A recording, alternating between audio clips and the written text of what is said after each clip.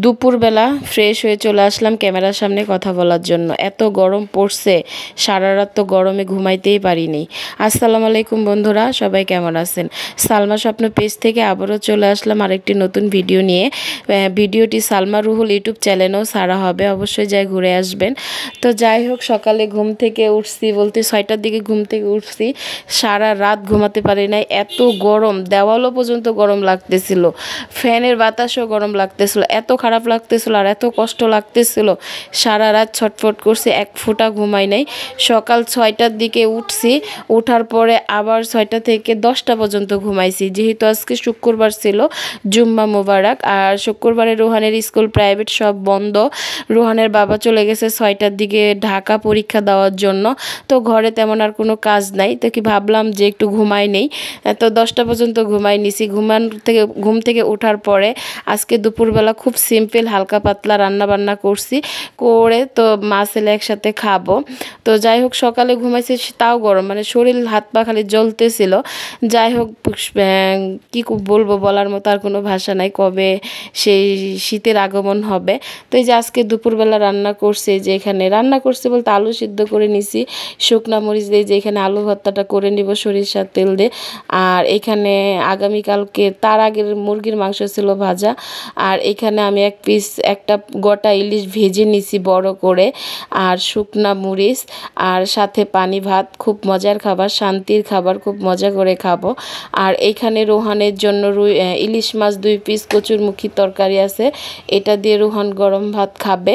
তো আজকে দুপুরবেলাতে আমি ভীষণ মজা করে পান্তা ভাত খাইছি আলু ভর্তা দিয়ে, সাথে ইলিশ মাছ ভাজা আর শুকনা মরিচ দিয়ে। তো যাই হোক, এটা ছিল আমাদের দুপুরের মেনু। তো দুপুরে তেমন কিছু আর রান্না করি নাই, শুধু ভাতটা রান্না করছি আর মাছ ভাজি করছি, আলু সিদ্ধ করছি। কি করব, গরমে রান্নাঘরেও যাইতে ইচ্ছা করতেছিল না, সিম্পলভাবে চলে আসলাম। তো যাই হোক, এটা ছিল দুপুরে ডাইনিং টেবিলের দৃশ্য।